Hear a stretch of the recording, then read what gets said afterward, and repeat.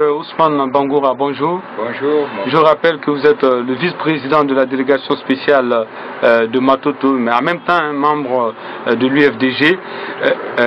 Dites-nous, comment réagissez-vous justement au quiproquo qui est en train de s'aimer en quelque sorte la panique au sein de la population avec cette affirmation concernant le chef de l'État, ou encore tout au moins le gouvernement qui aurait déposé un projet de loi au niveau de l'Assemblée pour que le président de la République puisse directement nommer les chefs de quartier, mais aussi les présidents du district. Et au même moment, Bourema Condé aurait dit à l'opposition qu'il n'a jamais été question de faire de telle sorte que le président puisse nommer directement les chefs de quartier et les présidents du district. Bon, moi, c'est vrai que je n'ai pas vu le texte qui le dit. Nous sommes au niveau des rumeurs, à mon niveau, parce que officiellement je ne suis pas informé, je n'ai pas lu dans les trucs officiels. En tout état de cause, je pense que nous devons respecter tout d'abord les lois de la République, mais les accords aussi. Parce que les accords, ce sont des questions qui n'ont pas été prévues par la loi. Et sur le parcours de la marche sur cette question-là soulevée, les deux classes, la classe politique peut accepter de faire table ronde autour de ces questions-là pour trouver un consensus. Je crois qu'il s'agit de ces questions-là. Mais au départ, à l'entame, il y avait divergence entre le code de collectivité et le code électoral en matière d'élection des membres de ce conseil-là. Il était question de redresser, n'est-ce pas, cette disparité ou cette divergence-là entre les deux textes. Je ne sais pas comment ils sont allés trouver autre chose contraire à cela. Donc ça c'est un problème. Mais moi je pense, dans mon analyse, que Alpha est encore en train de trouver le moyen pour amener les élections en 2018, c'est-à-dire combiner les élections communales aux élections législatives. Ce qu'il avance. Il crée toujours des boutades au moment où on approche des échéances fixées par la loi. C'est en cela, l'opposition guinéenne ne prend jamais le devant, ne prévoit pas prendre des dispositions à l'avance, dévancer Alpha. C'est Alpha qui prend toujours, on nous met toujours sur la position de défensive. On aurait déjà dénoncé, n'est-ce pas, quant à la lenteur de la démarche pour la tenue des élections dans le pays. L'opposition s'est abstenue. L'opposition s'est retenue de dénoncer cette démarche. C'était un indicateur évident que le gouvernement était en train de travailler sur quelque chose, parce qu'on n'entendait nulle part parler des dispositions à prendre pour convoquer le corps électoral à l'élection prévue au mois de février. C'est pas ça. Pendant ce temps, c'est le président de la CENI qui, aux États-Unis, il va faire des déclarations fracassantes qui remet en cause tous les accords. Ils sont restés vraiment à l'état comme ça, ils ne se sont pas retrouvés sur la question pour faire une déclaration et à dénoncer le comportement du gouvernement de ce genre. Parce qu'il y a des signaux qui ne trompent pas. Mais on est toujours on s'est toujours mis dans un silence du cimetière sur des questions. Il faut dévancer Alpha. Alpha est connu, dévancez-le. Mettez Alpha derrière l'opposition. L'opposition est tous derrière Alpha. C'est lui qui pose des actes, c'est lui qui fait combat au dialogue. Mais l'opposition n'a jamais fait qu'on aille. C'est quand Alpha, ils arrêtent quelque chose, Alpha ne respecte pas, etc. Mais il faut empêcher Alpha de ne pas respecter. Mais comment vous expliquez tout cela, docteur, à partir du moment où vous êtes aussi de l'UFDG, le plus grand parti d'opposition en Guinée, oui. Et pourquoi vous n'avez pas proposé des solutions justement pour pouvoir dévancer le chef de l'État dans tout ce que vous êtes en train de dénoncer? Oui, mais l'opposition, c'est un consortium de partis politiques. Il n'y a pas que la seule voix de l'UFDG qui va. Oui, mais vous êtes les plus prépondérants. Hein? Non, mais la prépondérance en politique vraiment tient à un petit fil. Chacun défend dans son parti dans des questions de ce genre. Chacun défend dans ses intérêts. Dans un certain moment, il faut minimiser ses intérêts personnels pour privilégier l'intérêt collectif. Ça, c'est important.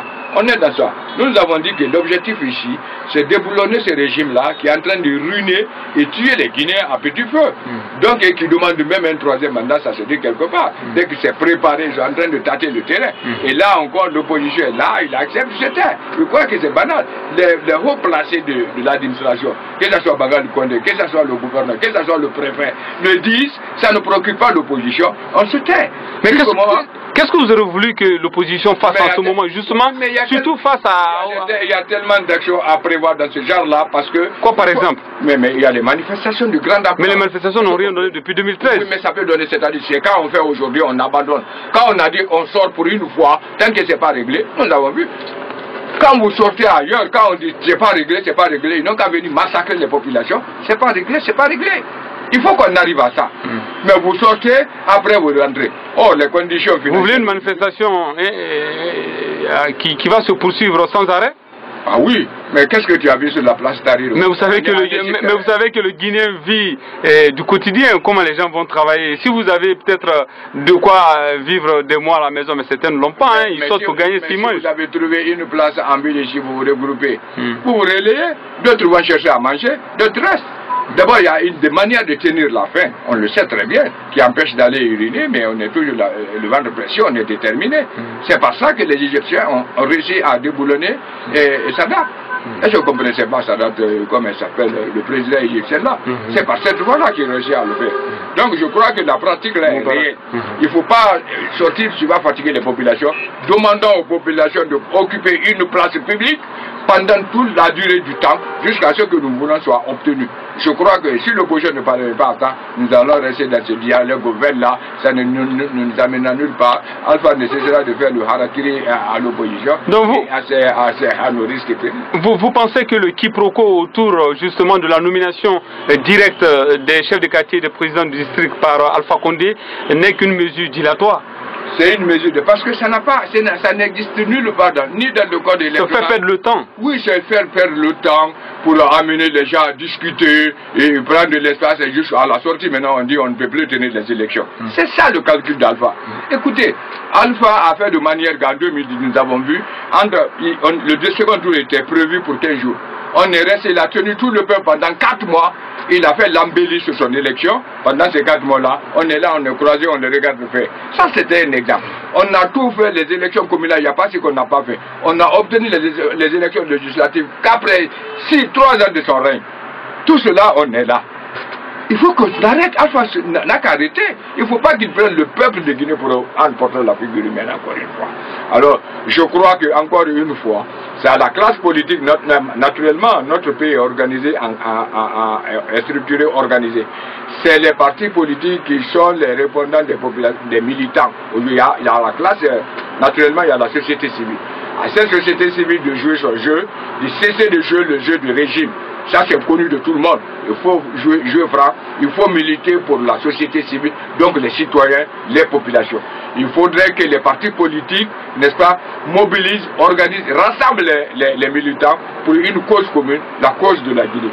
Il faut qu'on cesse d'être frileux, il faut qu'on cesse d'être quelqu'un qui recule devant Alpha. On joue le jeu d'Alpha par des déclarations qui ne donnent rien. Si nous n'allons pas dans les actions contre ce régime-là, tout le monde est foutu. Alpha va asseoir de la dictature ici, je l'ai chaque fois dit, c'est ce qu'il cherche, il va le réussir. Alors, dernière question, le chef de l'État n'est même pas en Guinée. C'est pas facile de voir 2 mois s'écouler en Guinée sans que le président ne voyage. Il est, au moment où nous réalisons cette interview, il est à Paris. Est-ce que vous pensez que les voyages d'Alpha, depuis qu'il est à Sékou Touré, ont déjà apporté beaucoup de choses à la Guinée? C'est à tous les Guinéens de mesurer cela. Mais moi je dis que Alpha, nous avons le plus grand voyage, le plus grand président voyageur au monde. Il voyage plus que n'importe quel, même les Américains qui ont le monde sur la tête ne voyagent pas autant que lui. Mais c'est pour régler le problème de la Guinée. Oui, mais le problème de la Guinée pendant 6 ans, qu'est-ce que ça nous a donné? Tu dis que Kaleta? Il faudrait que... Mais Kaleta, c'est pour 5 mois. Après avoir englouti 500 millions de dollars, surfacturé, n'est-ce pas? Ça nous donne le courant que pendant 5 mois d'affilée. C'est-à-dire à partir du mois de juillet jusqu'au mois d'octobre. Au-delà, nous n'avons plus de courant. Donc c'est le cas aujourd'hui. Moi, je n'ai pas de courant quand je quittais chez moi. Et c'est régulier ailleurs dans d'autres quartiers. Donc c'est juste pour 5 mois, pour avoir englouti d'abord 450 millions de dollars par un certain État qui était le contracteur de l'EDG. Ça, on ne dit rien. On donne le temps au temps, c'est-à-dire non, les Guinéens ont oublié. On dit que nous n'avons pas la mémoire collective. Mais Alpha, c'est quelqu'un qui est en train de gaspiller les ressources, il dilapide, il pille, n'est-ce pas? Il est en train de tuer le pays, ce n'est même plus l'État, il est en train de tuer notre pays. Est-ce que vous comprenez? Par le pillage, par des contrats en catimini, l'exploitation frauduleuse de nos ressources.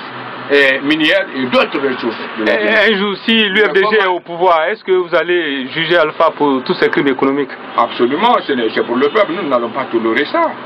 Même s'ils vont commencer des assassinats politiques, parce que Bangal Kourouma dit qu'Alpha va rester au pouvoir jusqu'à la fin de sa vie, pour ne pas qu'il... Peut-être qu'il craint justement d'être jugé comme vous. Oui, mais Bangal Kourouma, il doit avoir une brigade, il va commencer à tuer les gens, il va avoir de l'assassinat politique dans le pays-là.